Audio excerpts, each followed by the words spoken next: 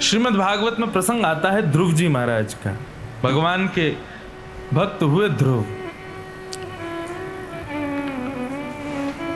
छोटे से हैं ध्रुव जी, केवल 4 वर्ष की आयु है उनकी, लेकिन उनको भगवत प्राप्ति पता है कितने दिन में हुई? 5 महीने में। बड़े बड़े संत जन अपने पूरे जीवन को व्यतीत कर देते हैं हिमालय पर जाकर के, लेकिन ठाकुर जी का दर्शन नहीं कर पाते। परंतु भक्त ध्रुव को केवल 5 महीने में भगवान मिल गए। तो इस बात पर कई संत नाराज हो गए, बोले कि भैया भगवान तो राजाओं के बच्चों को ही मिलते हैं, ध्रुव राजा का बेटा है, उत्तानपाद राजा का पुत्र है, इसलिए भगवान उसको मिल गए। हम लोग अपने घर परिवार छोड़ करके यहाँ हिमालय पर हजार वर्षों तक तपस्या करते हैं, तब भी भगवान हम पर कृपा नहीं करते, और वो ध्रुव पर 5 महीने में कर दी। तो बड़ी अलग अलग बातें आई कि राजा का पुत्र था इसलिए जल्दी मिल गए, छोटी आयु थी इसलिए जल्दी मिल गए, आदि आदि बातें थी। लेकिन भगवान से जब पूछा गया कि आप ध्रुव को इतनी जल्दी कैसे मिल गए, तो जब ध्रुव चरित्र आएगा तब आप लोग सुनेंगे। परंतु भगवान कहते हैं कि ध्रुव की भक्ति में नियम कितने हैं, ध्रुव की भक्ति में और भाव कितने हैं, ये मुझे नहीं पता, परंतु विशेषता यह है कि ध्रुव की भक्ति में उत्साह बहुत था। सही बात। ध्रुव की भक्ति में उत्साह खूब था।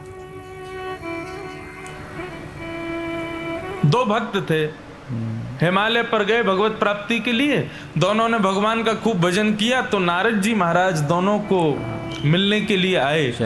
पहले भक्त के पास गए तो उसने पूछा कि भगवान मुझे कब मिलेंगे। नारद जी महाराज बोले तुम्हारे पीछे जो वृक्ष है, इस वृक्ष में जितने पत्ते हैं इनको गिन लो, इतने दिन और लगेंगे, बस फिर भगवान मिल जाएंगे। बड़ा परेशान हुआ, बोले इतने दिन और लगेंगे अभी? नारद जी बोले हाँ बस इतने दिन की बात है, बस ये छोटे, ये कितने पत्ते होंगे, 500-600 पत्ते होंगे, इतने दिन और लगेंगे बस ठाकुर जी को मिलने में। वो बड़ा दुखी हो गया, बोले इतने दिन और प्रतीक्षा करनी पड़ेगी, इतने दिनों से मैं लगा हुआ हूँ, अब इतने दिन और बैठूं यहाँ पर। बड़ा हताश हो गया, उदास हो गया। नारद जी बोले भैया अब क्या करें, इतने दिन तो लगेंगे लगभग। दूसरे भक्त के पास गए तो दूसरे भक्त ने पूछा नारद जी भगवान कब मिलेंगे? तो नारद जी बोले तुम्हारे पीछे जो वृक्ष है इसमें जितने पत्ते हैं इतने वर्ष में भगवान मिलेंगे।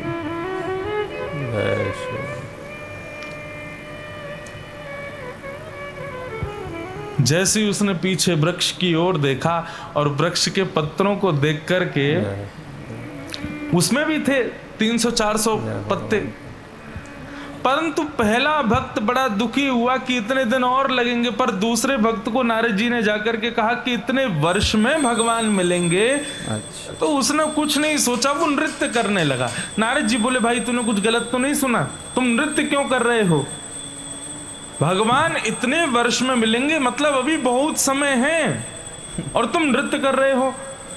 तो उस भक्त ने बड़े सहजता से कहा नारद जी इतने वर्ष लगेंगे उसकी चिंता मुझे नहीं है, परंतु आपके मुख से यह सुनकर के कि ठाकुर जी मुझसे मिलेंगे, भले ही 400 वर्ष बाद मिलेंगे लेकिन मिलेंगे जरूर, इससे ही मैं आनंदित हो गया।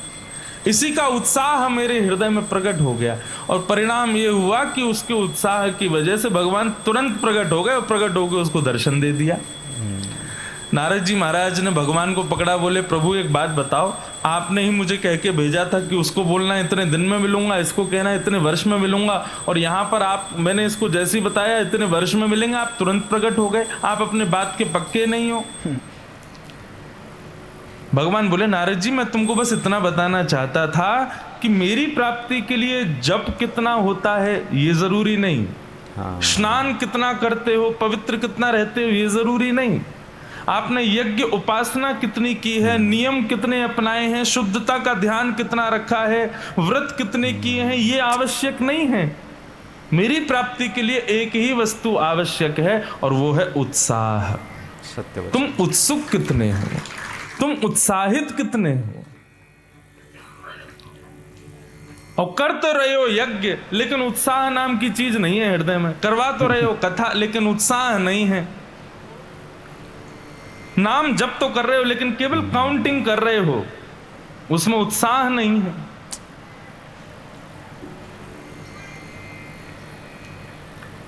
तो भगवत प्राप्ति नहीं होगी। मैं तो अपनी कथाओं में कहा करता हूं कि भाई कोई एक ही नियम करो, कोई एक ही नियम करो, लेकिन करो पूर्ण उत्साह के साथ। कोई बहुत ज्यादा नियम करने की जरूरत नहीं। सुबह उठते ही पहले हाथ देखो, फिर चरण वो जमीन को प्रणाम करो, उसके बाद में जाकर के जो है स्नान करके सूर्य को अर्घ दो, तुलसी जी पे अर्घ दो, फिर उसके बाद अपने ठाकुर जी की सेवा करो, माला पहनाओ, तुलसी अर्चना करो, हवन करो। इतने ही नियम करने की कोई जरूरत नहीं। एक नियम करो, लेकिन करो पूर्ण उत्साह के साथ, पूर्ण लगन के साथ। और एक बात और बताऊं, उत्साह किसे कहते हैं? उत्साह को यदि मैं थोड़ी और स्तर, एक सामान्य स्तरीय हिंदी में कहूं, तो हिंदी भी नहीं, शायद उर्दू शब्द होगा। उत्साह का एक और अर्थ यदि समझो तो कोई अतिशयोक्ति नहीं, जिद। आप जितनी जिद के साथ ठाकुर जी को पुकारोगे, उतनी जल्दी ठाकुर जी आएंगे। अगर जिद ही नहीं है हमारी भक्ति में, तो ठाकुर जी को भी कौन सी गरज पड़ी आपके पास आने की। जैसे बालक है, बालक आपके साथ मॉल गया, मॉल में जाकर के उसने कोई खिलौना देखा, खिलौना देखते ही माता पिता की नाक में दम कर देता, मुझे चाहिए चाहिए चाहिए चाहिए। अब माता पिता जानते हैं कि ये खिलौना तोड़ देने वाला है 2 दिन बाद ही, लेकिन फिर भी अपने बालक की प्रसन्नता के लिए माता पिता उसको वो खिलौना देते हैं। ठीक वैसे ही जब भक्त के हृदय में भगवत प्राप्ति की जिद प्रकट होती है, तब ठाकुर जी प्राप्त होते हैं। तो मैं ये कह दूं तो कोई गलत नहीं होगा कि इस कथा के लिए शर्मा जी ने खूब जिद करी, तब जाकर के यहाँ कथा हो रही है।